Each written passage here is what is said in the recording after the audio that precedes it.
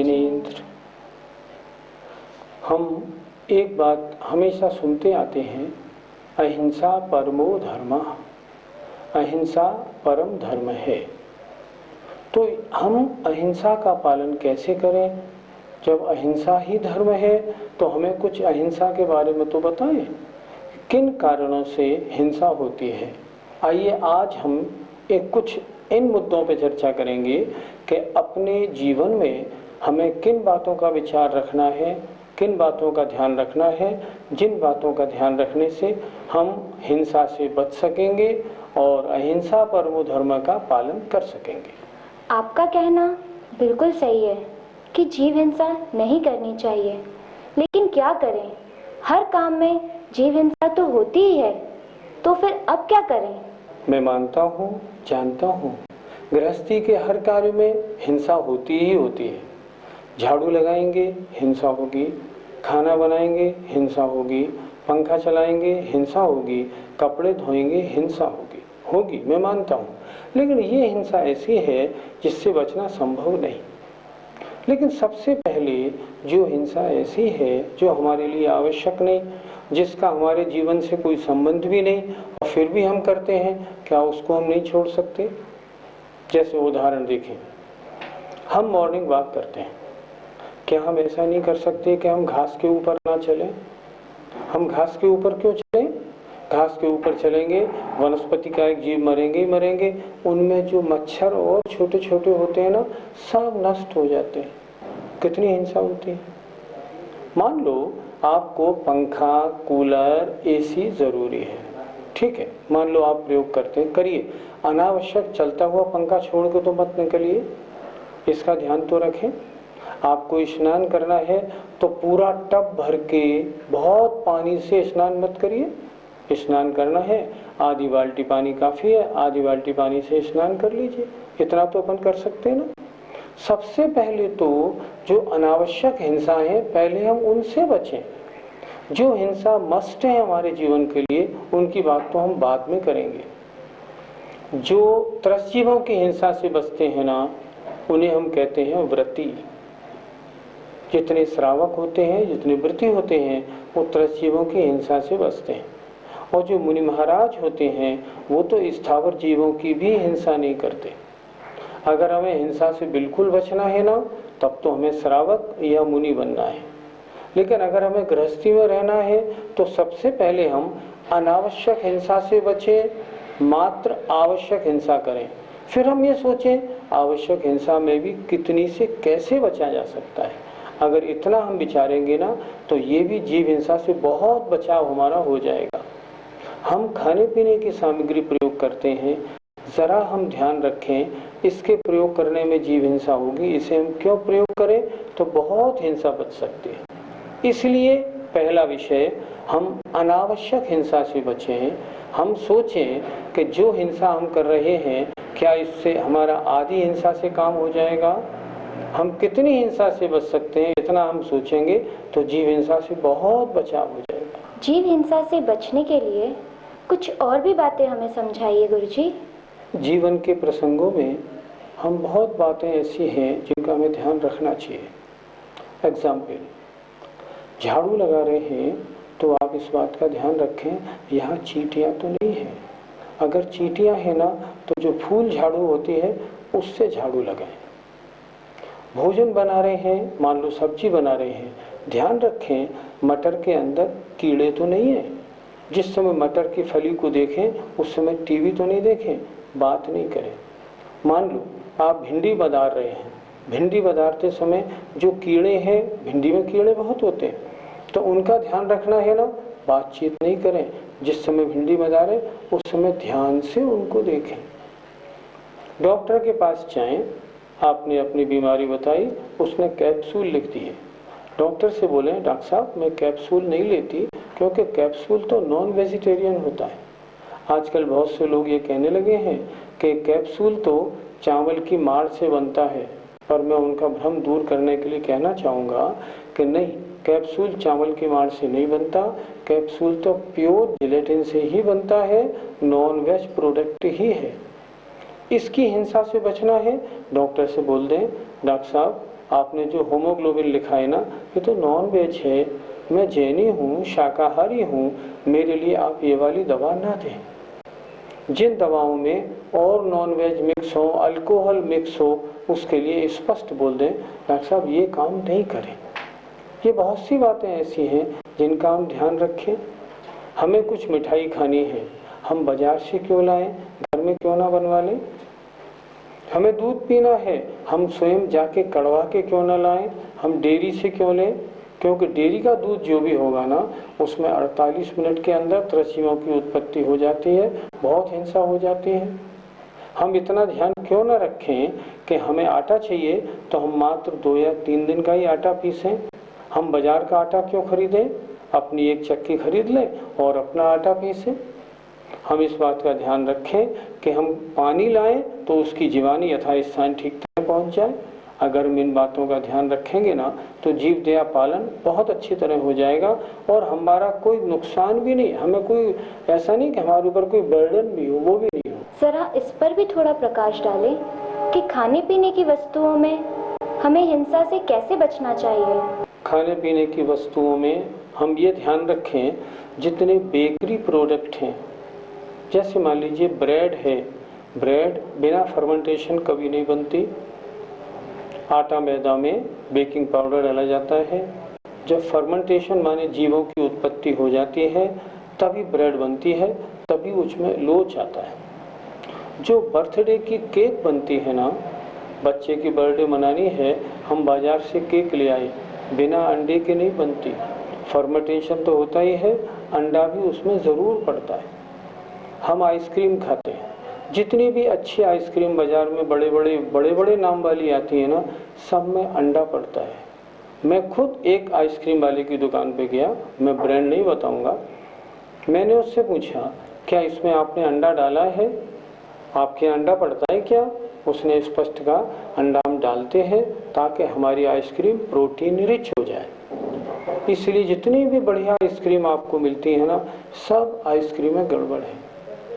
हमारा काम बड़े आराम से लौकी, परमल, केला और टिंडा से चल सकता है। फिर हम क्यों आलू खाएं? जितनी जमी कंद है ना, आलू, मूली, गाजर, सलजम, शकरकंदी, हम इनका प्रयोग क्यों करें? ये जमी कंद है, इनमें अनंत जीव पाए जाते हैं। हमें खाने पीने की बातों में थोड़ा ध्यान रखें, बहुत हिंसा से बच सकते हैं। बाजार हम गए और जलेबी ले आए, आपको देखना चाहिए जलेबी वाले का जो बर्तन होता है ना, उसको कभी धुलता नहीं।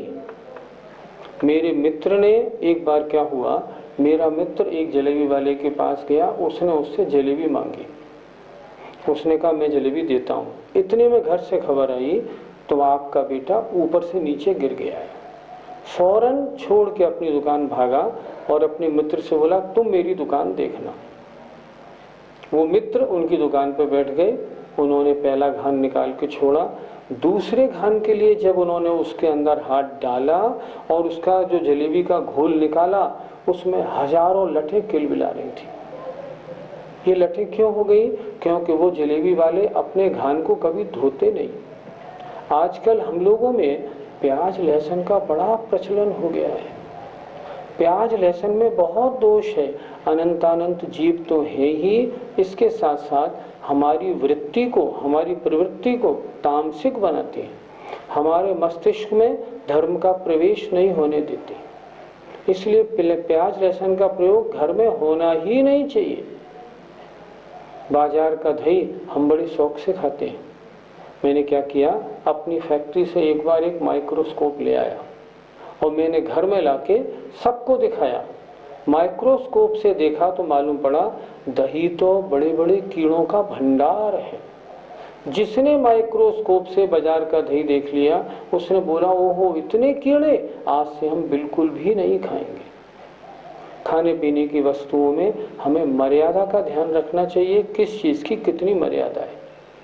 जैसे अपनी पूजा की किताबों में लिखा रहता है आटा 3 दिन बारिश के दिनों में, गर्मी में 5 दिन, बारिश में 3 दिन, जाड़े में 7 दिन, इतने दिन तक खाना चाहिए, इससे ज़्यादा का ना पीसें।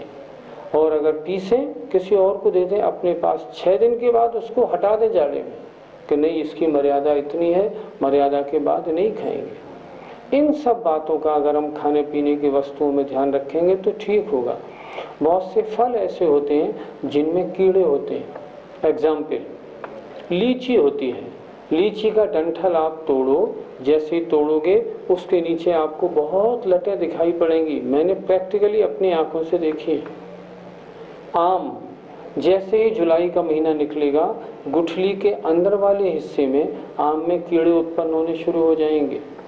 जैसे जामुन, जामुन के अंदर उसी रंग के बहुत कीड़े पैदा हो जाते हैं। तो इन सब बातों का ध्यान अगर हम रखेंगे तो खाने पीने में होने वाली हिंसा हमारी बहुत बचेगी। आजकल तो हमने ये भी सुना है कि कुछ कॉस्मेटिक्स बनाने में जीव हिंसा वाले पदार्थ भी यूज़ किए जाते हैं।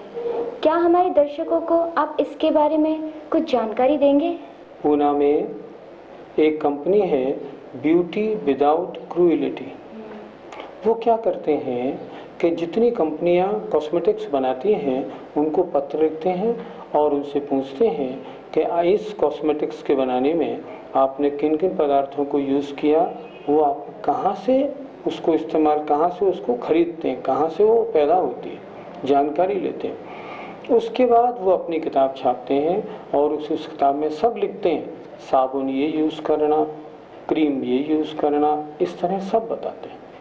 मैं उसके आधार से कुछ थोड़ी चर्चा करूंगा, ज़्यादा तो अपने पास समय नहीं है। सबसे ज़्यादा जो हमारे प्रयोग में आता है वो है साबुन।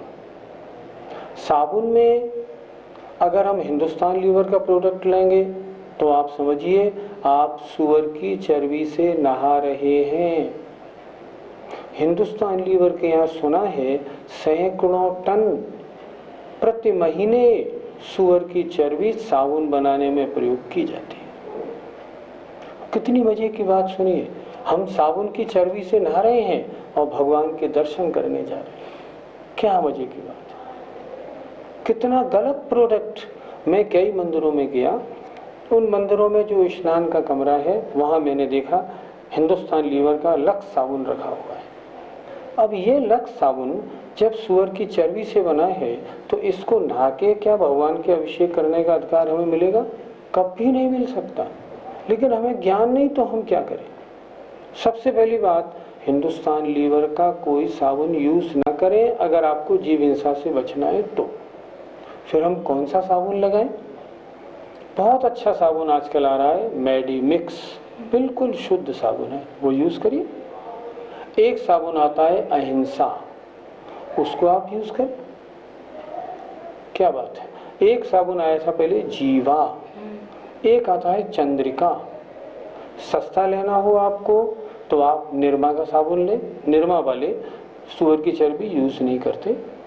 गोदरेज का नंबर 1 साबुन बिल्कुल ठीक है, सिंथॉल में चर्बी नहीं होती। जो मैसूर संदल आता है, अच्छा साबुन लेना हो, उसमें भी नहीं होती। और भी कई ऐसे प्रोडक्ट हैं जो स्पष्ट लिखते हैं कि हमारा साबुन स्ट्रिक्टली वेजिटेरियन पदार्थों से बना है, वो यूज़ करें। खास तौर पर हिंदुस्तान लीवर के साबुन यूज़ करें ही नहीं। अब मैं पेस्ट पे आता हूँ। सबसे अच्छा तो ये है कि हम सूखा मंजन यूज़ करें। क्या उससे भी अच्छा और कुछ हो सकता है? हाँ, हो सकता है। देखिए, मैं बेस्ट बता रहा हूँ आपको, एक बड़ा अच्छा दृष्टांत दे रहा हूँ। एक हमारे रिश्तेदार, आपने सुना होगा R.K. मार्वेल किशनगढ़, उनके जो बाबा जी थे 106-7 वर्ष की उम्र में उनका स्वर्गवास हुआ। हमारे समधे होते हैं। मैंने उनसे एक बार प्रश्न किया, दादाजी आपके पूरे 32 दांत बिल्कुल ठीक हैं, आप कौन सा पेस्ट यूज़ करते हैं? उन्होंने हंस के उत्तर दिया, बेटा मैंने आज तक कोई मंजन या पेस्ट यूज़ ही नहीं किया, मैं तो पूरा जीवन हो गया नमक और सरसों का तेल यूज़ करता हूँ। इसका कोई मुकाबला नहीं और इसकी शुद्धि का भी कोई मुकाबला नहीं, कोई मिलावट नहीं। इसलिए वो यूज़ करें तो बहुत अच्छा, ना करें सूखा मंजन यूज़ करें, ना करें तो वो पेस्ट लें जिन पेस्ट में चर्बी नहीं मिलाई जाती है। जैसे मिसवाक सबसे अच्छा है, मिसवाक यूज़ करें, बबूल यूज़ करें, वी को वज्रयंती यूज करें, एक अमर आता है अमर यूज करें। इन पेस्ट में चर्बी नहीं मिलाई जाती। कोलगेट, पेप्सोडेंट, क्लोजअप, इनमें हिंदुस्तान लीवर का प्रोडक्ट है, इनमें चर्बी का यूज होता है। इन्हें कभी मुंह में न डालें। आप सोचें, जिन चीज़ों के बनाने में चर्बी यूज होती है वो हमारे मुंह के अंदर जाएं और फिर हम कहें कि हम जैनी हैं, हमें शर्म आनी चाहिए। नोट कर लें, लिख लें कि आज से ही बदलेंगे। और एक बात और ध्यान रखें, अगर आपने आज बदल दिया तो बदल दिया, आपने सोचा ठीक है चेंज कर लेंगे, आप चेंज नहीं कर पाएंगे। मेरी बात का असर आप अभी सुन रहे हैं ना, 10 मिनट तक रहेगा, फिर आप घर गृहस्थी के झगड़ों में फंस के सब भूल जाएंगे। लेकिन नहीं, भूलिए मत, जीव हिंसा से अपने को बचना है। हम जैनी हैं, अशुद्ध वस्तु हम प्रयोग नहीं करेंगे। इसलिए जितने आपके घर में साबुन रखे हों गलत, सारे साबुन को आज शाम ही ले जाएं, दुकानदार से कहें भैया इनको वापस ले लो, इनके बदले में मुझे मेडिमिक्स, निरमा या गोदरेज नंबर 1 या मैसूर संदल दे दो, और तुरंत बदल लेंगे तो काम बनेगा, नहीं तो नहीं बनेगा। इसलिए इसका ध्यान रखें। तीसरी चीज हम पुरुषों के लिए आती है शेविंग क्रीम। जितनी शेविंग क्रीम आती है सब में टैलो यूज होता है। सिर्फ एक गोदरेज की सबसे बढ़िया तो स्टिक आती है, स्टिक या टिक्की। उस स्टिक या टिक्की का आप यूज करेंगे वो बिल्कुल शुद्ध है, उसमें चर्बी नहीं। गोदरेज वाले जो शेविंग क्रीम बनाते हैं उसमें भी चर्बी नहीं होती, क्योंकि BWC ब्यूटी विदाउट क्वालिटी की जो किताब है ना, उसमें स्पष्ट लिखा है। उन्होंने जानकारी मांगी तो गोदरेज वालों ने बताया कि हमारी शेविंग क्रीम में हम चर्बी नहीं मिलाते। तो आपको शेविंग क्रीम यूज करनी है तो गोदरेज की यूज करें। अब मैं आता हूँ और जो कॉस्मेटिक्स हैं उनमें हम क्या करें। आजकल बाजार में हर्बल प्रोडक्ट बहुत आते हैं, इसलिए बजाय किसी मल्टीनेशनल का प्रोडक्ट आप यूज करें, उसकी बजाय आप हर्बल प्रोडक्ट यूज करिए। That is the best. उनमें किसी प्रकार का कोई डर नहीं है, क्योंकि हर्बल प्रोडक्ट है। इस तरह अगर हम करेंगे ना तो कॉस्मेटिक्स में जो अनायास हिंसा होती है, चर्बी से नहा के जो मंदिर जाके हम पाप बंद करते हैं, हम उससे बचेंगे और हमारी हिंसा बहुत बचेगी। हमारे इस प्रोग्राम को बहुत सारे व्यापारी भी देख रहे हैं, उन्हें किन किन बातों का ध्यान रखना चाहिए, उनके लिए भी तो थोड़ी सी सलाह दीजिए। कुछ व्यापार ऐसे हैं जिनमें हिंसा बहुत होती है, जैसे शुगर मिल, गन्ना पेरने का व्यापार, इसमें बहुत हिंसा है। जैसे फ्लोर मिल, आटा, गेहूं को लिया और पीस दिया, कितनी जीव हिंसा होती है।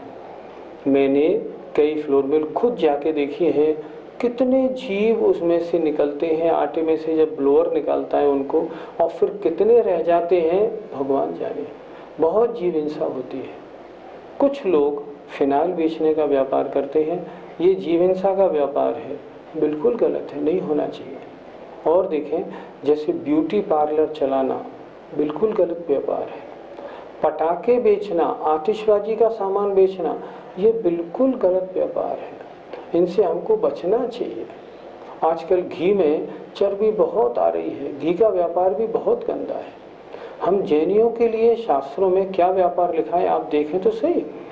हम जैनियों के लिए लिखा है, हम हीरा मोती बेचें, हम सोना चांदी बेचें, हम कपड़ा बेचें, रेशम नहीं कपड़ा, ये हमारे व्यापार हमारे लायक है।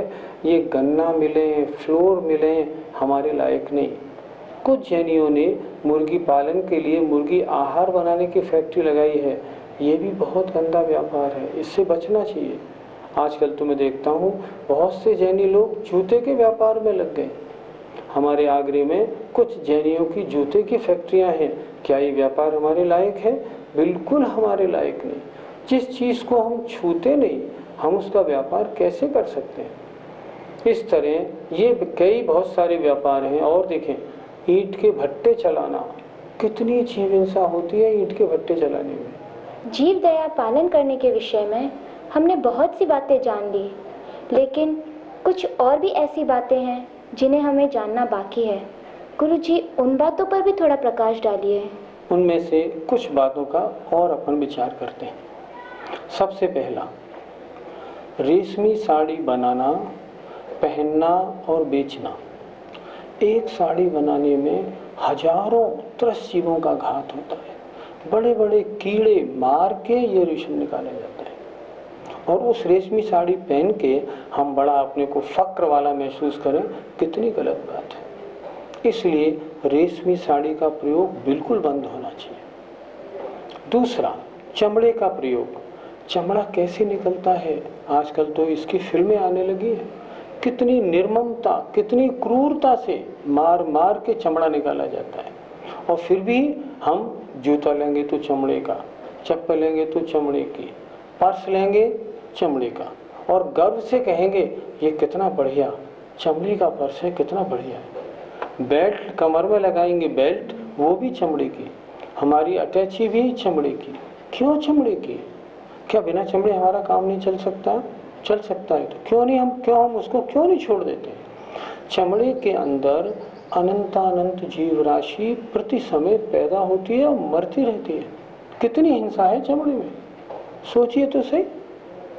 इसका प्रयोग हमको बिल्कुल छोड़ देना चाहिए, ध्यान रखना चाहिए। एक विशेष बात और बता रहा हूँ, हम लोग क्या करते हैं, देखते हैं अखबार में किसके शेयर में ज़्यादा फायदा है और हम वो शेयर खरीदते हैं जिसके शेयर में ज़्यादा फायदा हो।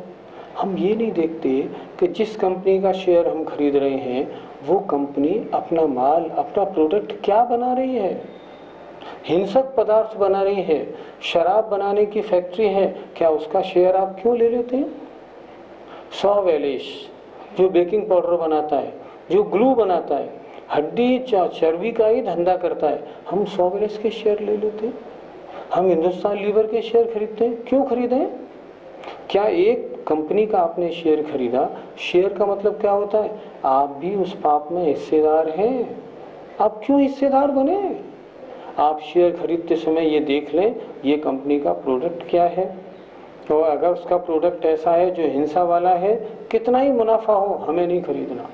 हमें इस पाप के काम में हिस्सेदारी रखने वालों का हमें शेयर नहीं खरीदना, हमें ये प्रॉफिट नहीं चाहिए। इन बातों का हमें ध्यान रखना चाहिए।